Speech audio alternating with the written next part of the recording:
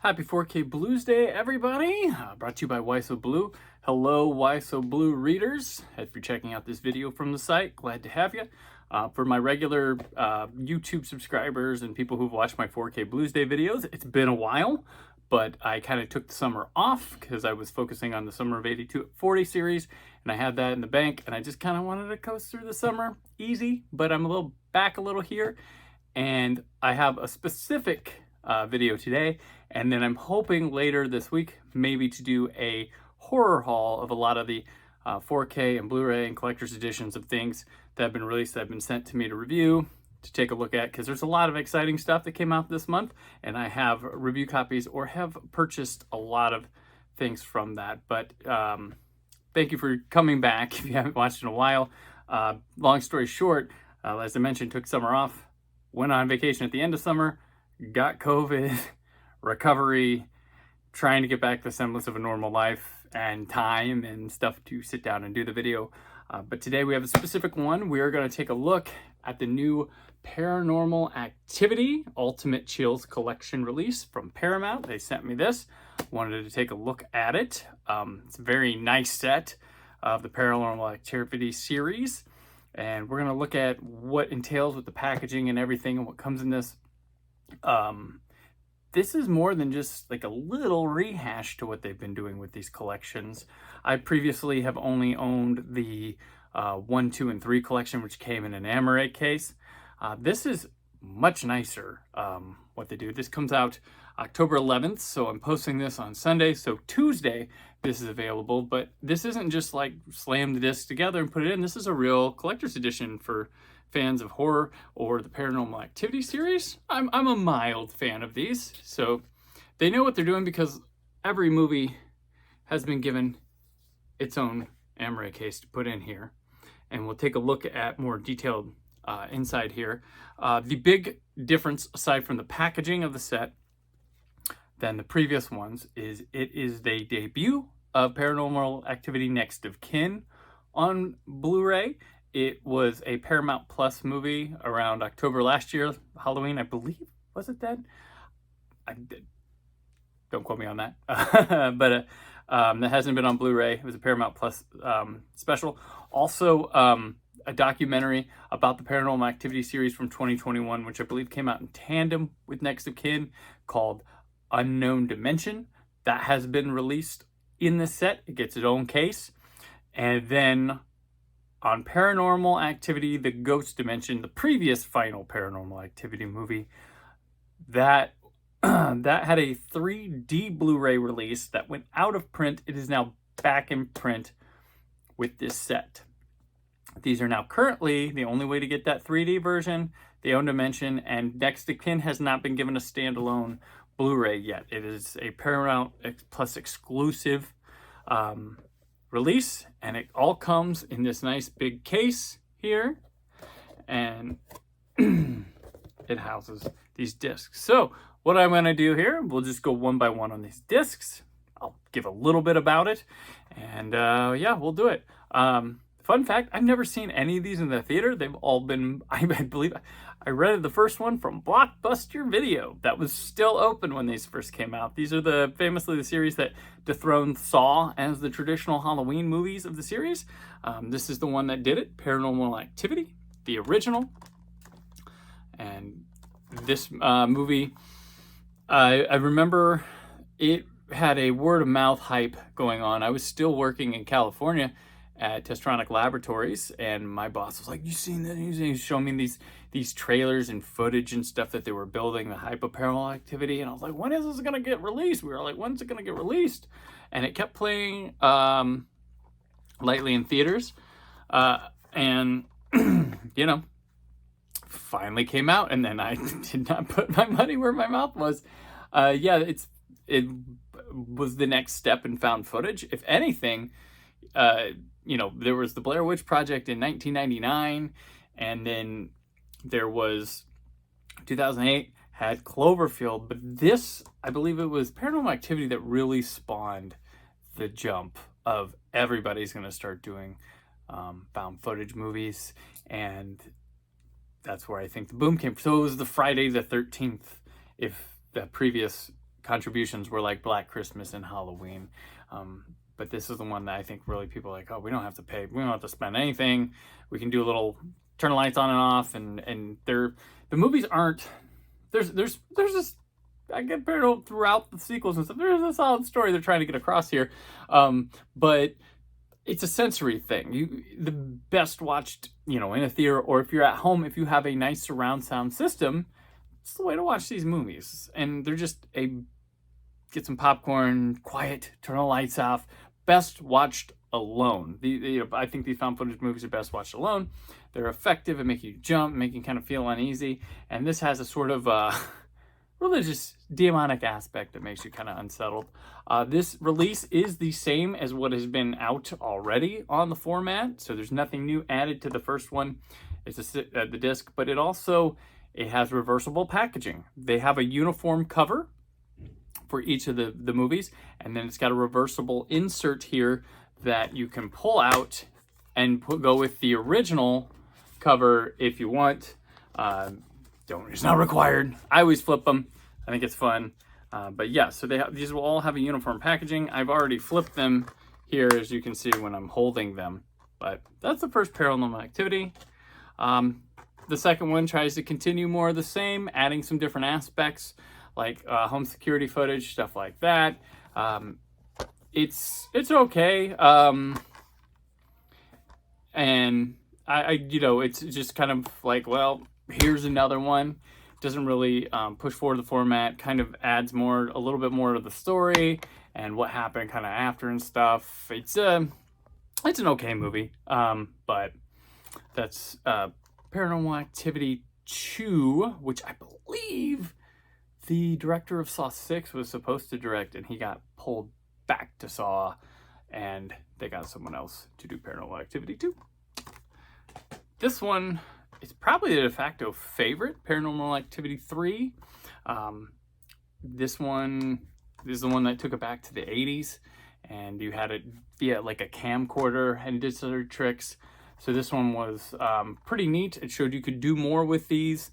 And this one was interesting. It was done by the guys who did a Catfish documentary at the time, and then it became a television series. But the Catfish documentary is almost like a found footage horror movie itself. There's some real uneasy scenes and real disturbing stuff and creepy moments, which obviously lends them to this, but also lends you to going, Catfish is kind of bullshit, wasn't it?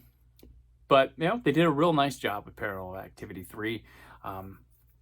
So this one is probably, you want to watch the first two to understand it, but this one's probably maybe the best one of them all. We'll see. I need to go back through these. I think I've only seen them each once. I think I've seen the first one twice because I watched it and then I didn't watch the sequels, and then I caught up with them at one point and I watched it again. But Paranormal Activity 3, this one's probably one of the coolest ones because it's got a bit more stylistic choices to it and a fun aesthetic set with the camcorder and stuff, and they do a lot of neat stuff with it. So here we are, and then we go to maybe the weakest of them all, Paranormal Activity 4.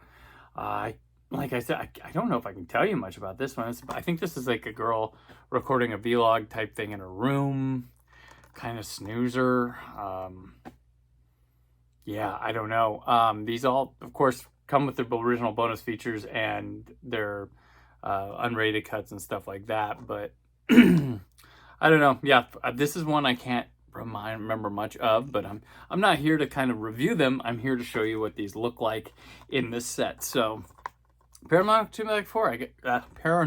Activity 4 is the one I think it's my weakest one, I guess, because I'm having a hard time recalling it. So Paranormal Activity 4.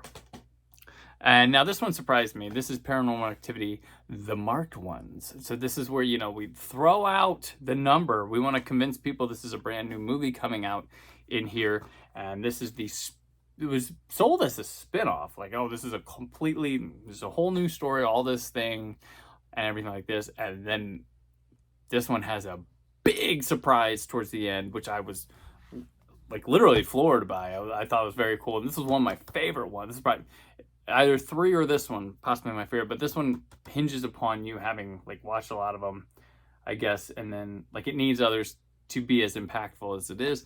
But boy, was this a fun one. I think this is probably my, first or second favorite of these. Was a good time. I definitely recommend this one. It's a surprise, and it seemed like it was just going to be some sort of junky thing, and it worked out. I'm very surprised. This is a cool movie. Very well done found footage stuff, and definitely Paranormal Activity, the Mark ones, are good ones. All right. We come up to what was the final one. Paranormal Activity, the Ghost Dimension in 3D. But I don't know what that was. It was 3D me or something. So this is the grand finale where they could kind of go gung-ho and wacko with it and show stuff and be weird with things. And yeah, it's solid. It's okay. It was a nice little finish. Wasn't quite as good as the best, but it was nowhere near the bottom of the barrel. It's a fun time and trying to do found footage, whereas the previous ones were trying to keep it real. They didn't show you a lot. It was a lot of hearing and sound and what's that and all that sort of stuff that comes in with found footage, which when talking about them, there's a lot of junk found footage over here.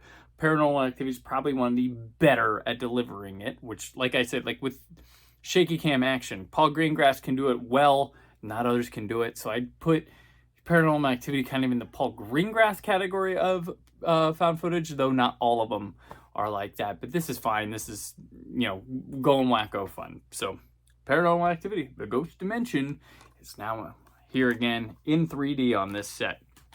And we come to the latest one, Next of Kin, which I have not seen. Sorry. I know I look like a bad person. I got this whole set and I haven't seen one of them on it. I'm going to watch it off this set. I currently don't have Paramount Plus. Do you have Paramount Plus? I don't. I got it early on.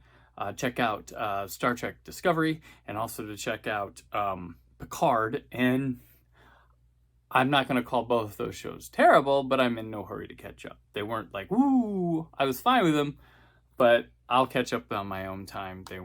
Didn't become must-see TV for me, but for you, hopefully it does.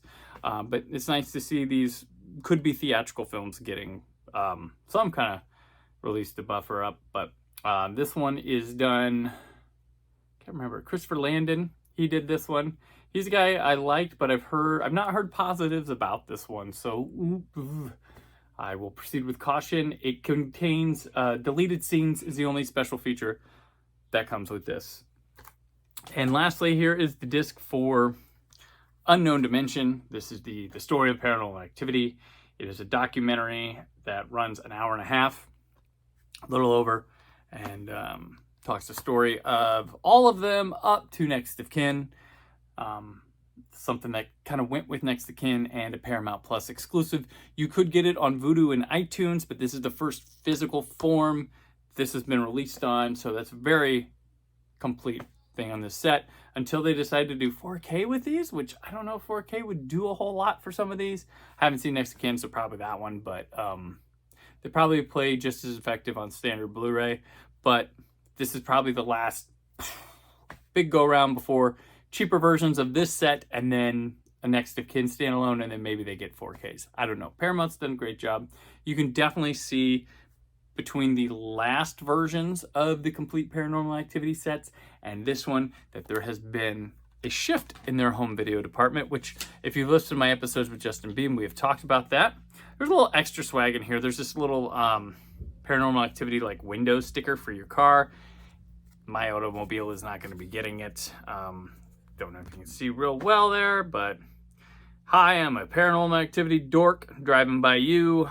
Did you hear something? Did you see something? Oh, my lights went out. My radio fizzled. Oh no, Paranormal Activity. I don't know what goes on in my car. Also, each film comes with a digital code. So there's a digital code for each movie that you got to redeem, including Unknown Dimension. So 1, 2, 3, 4 marked ones, Ghost Dimension, Next of Kin, and Unknown Dimension. Code, redeem. Code, redeem. Code. I'm doing it on my phone. You can do it on your computer probably too. But that's how you redeem. That is, of course, the Paranormal Activity Ultimate Chills Collection. So this has been my look at the video for this. It's a very nice physical release. If you still like bulky things, if you're still down for that, they're thinking of you here if you got the shelf space and stuff. So thank you for watching this look at the packaging and details of the Paranormal Activity Ultimate Chills Collection set.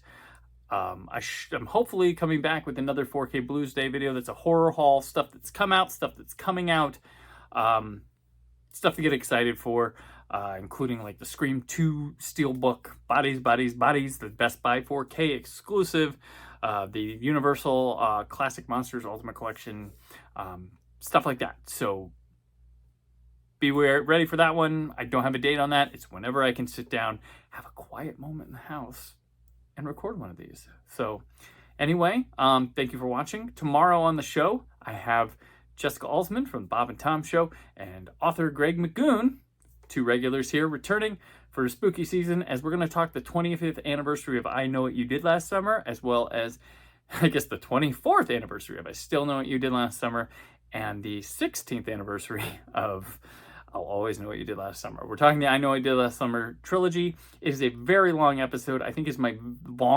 longest episode I've ever recorded of the Brandon Peters Show. I hope you enjoy it. It's like 2.5 hours long, but it's funny. Listen to one, take a break, come back the next day, listen to still, come back the next day. So check it out. I have a very funny personal anecdote regarding the first movie and my first date. So I hope you enjoy that. Hope you enjoyed this. Hope to be back with another one of these this week. But until then, take care and stay film positive.